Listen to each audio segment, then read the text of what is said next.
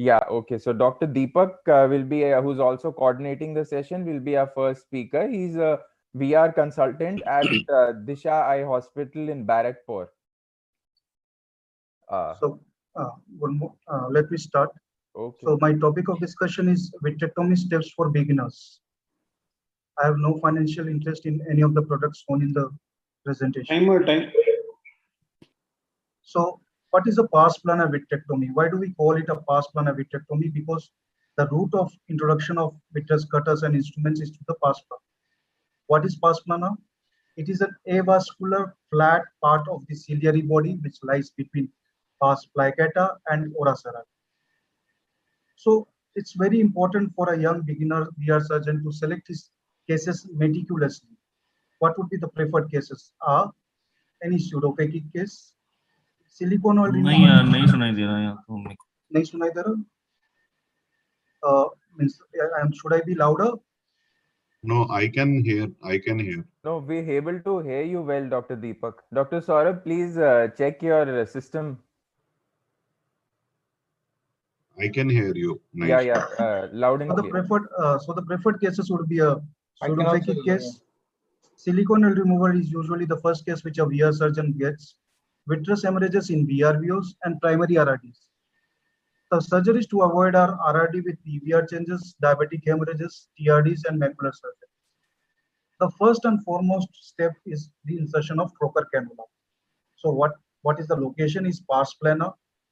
The first port which we introduce is the infusion port, which has to be at 4 o'clock or 8 o'clock, depending upon the left or the right eye, and it has to be an infratemporal port. The other two ports, the instrument ports, are 10 and 2 o'clock. So the site which we choose for phakic eye is 4 millimeter, pseudophakic at 3.5 millimeter, and aphakic at 3 millimeter from the limbus. Let's look at the video. So here I am marking the sclerotomy site with, I have marked the sclerotomy site with the trocar cannula and then introducing the trocar at an angled entry at approx 15 degree to the limbus, and then changing the direction of the port towards the center of the eye. Insertion of infusion line. The infusion line should be, it should not be on, it should be off before introducing. And after introduction of the infusion line, it is mandatory to check whether it's in the vitreous cavity before starting the line. If not so, an simple vitrectomy surgery can turn into a nightmare both for the surgeon as well as the patient. The next step would be to clear the media. If the media is clear, then it's fine. Otherwise, you will have to clear the media to look inside. You remove any hyphema by drainage. At times, you need to remove the epithelium of the cornea. And in cases of dense cataract, you have to do a lensectomy or a cataract surgery. What I would like the beginners to note that in the previous video, if I start it again, please, and zoom it a little bit, and what I want to show is that because the media wasn't clear, instead of using the infusion line in the vitreous cavity, I have placed an infusion in the anterior segment through the gap between the sutures of therapeutic PK. Anterior vitrectomy has to be done to clear the anterior vitreous. Please note that the cutter tip should always be visible to avoid any damage to the epithelium or posterior capsule. What I would like the beginners to note from this video is that when we introduce the light pipe through the ports, there is a cone of light. If you please notice, there is a cone of light which radiates from the tip of the light pipe, and the cutter tip should always be in this cone of light. The cutter tip should always be visible while you are working. Again, another video showing this important cone of light. The cutter tip has to be visible. We zoom in a little, focus on the cutter tip, and then we start the vitrectomy. For the beginners, I would suggest to inject triamcinolone at the very beginning of the surgery, just after a very small amount of core vitrectomy. So let's jump into the core vitrectomy. after introducing the light pipe and the cutter, we make very calm and gentle movements. There should be no rapid or large movements into the vitreous cavity. Here again, what I would like to point out is, what I would like to point out from the current video is that there is a margin of vitreous. There is a margin of vitreous or edge of the vitreous. If we hold on to this edge of the vitreous, the job becomes very easier. So the core vitrectomy always train with triamcinolone, make calm and slow movements, point the beam of light to the tip of the cutter, edge of the cut vitreous helps, and the shadow of the vitreous cutter gives an indication of the estimate of vicinity to the retina. Usually I keep my suction high, vacuum high to 600 and cut rate to the highest during the core vitrectomy. Induction of posterior vitreous detachment will be talked in greater detail by Dr. Khushbu. Just to give a brief outline, the cutter remains off, vacuum high, and the cutter tip has to be positioned at the trim of the optic disc. Trimming of vitreous base. This is one of the most important steps, mainly for RD surgeries. What we do over here, the assistant indents the sclera and keeping the vitreous cutter tip always towards facing me, I trim the vitreous base. Why is it so important? Because we have to remove all the types of traction and we have to remove the vitreous at the tear, and also it has to be done in a 360 degree. During the trimming of vitreous base, we keep the suction to a moderate 300 and cut rate to the highest. Before closing the case at the end of the vitrectomy, in each and every case, we have to look for retinal breaks. With a scleral depressor, we depress 360 degree and search for retinal breaks. Removal of the trocar cannulas. Ideally, a solid instrument like a light pipe should be introduced, over which the trocar has to be removed, followed by the removal of the light pipe. If necessary, please suture. If the port is leaking or you have any doubt regarding the integrity of the port, do suture. Sclerotomy sutures. Modern 23 gauge, 25 gauge vitrectomies sclerotomies do not need suture usually, but if in doubt, always please suture.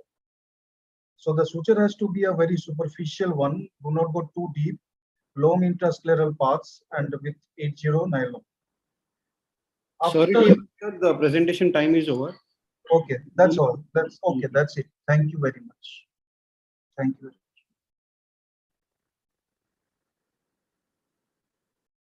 For your nice presentation, and it is a definitely information going to the young ophthalmologists who are intending to be a retinal surgeon. So that definitely, what are the successful steps before observation before doing vitrectomy you have to suggest for the young? Observation. Yes, for the cases. Meticulous observation of the examination in the previous part, means before the surgery, whether the pupil is dilated or not, whether the patient has given consent or not. Consent is very, very important, and we have to take meticulous aseptic measures like povidone iodine insertion and these things. Yes, and yes, sir. 2 points. If you don't see the cannula tip, what do you do? Pardon, sir, I could not hear you. If you don't see the cannula tip in the intravitreal cavity, what do you do? Yes, sir. If you do not see, it has to be removed and look for again, maybe try again. And if at all we do not see, we can use a usually we use a standard 4 millimeter cannula. We can use a 6 millimeter cannula as well for this purpose. I have a suggestion that you can have a 25 gauge MVR. Okay. First thing, you go vertical and you have a 25 gauge MVR and you go from the opposite side and you retract the choroids behind the cannula. That's an easy way to do it. Second thing, whenever you are doing, for the beginners, whenever you are doing, your light pipe should be above, should be focusing on the vitreous which is above the cutter. So Yes. it gives a Tyndall effect. So the visualization of vitreous becomes easier. Once you are doing the peripheral vitrectomy, what you have shown it beautifully. Thank you, There is one suggestion for the youngsters that you can, if you are using Constellation, you can shift on to the shave mode. And Yes, yeah, and if the shave mode is not available, reduce your suction. You Suction. put a high, what you have suggested. I'm just reiterating that point.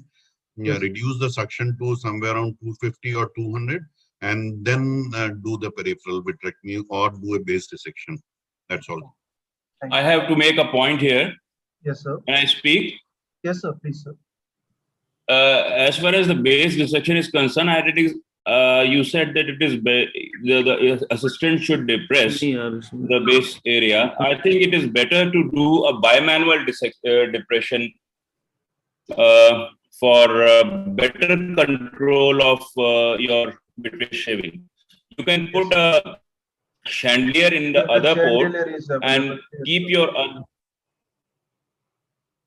you can use the other hand for depressing yourself. The self depression is more controlled than the depression done by the assistant, and it is faster and safer.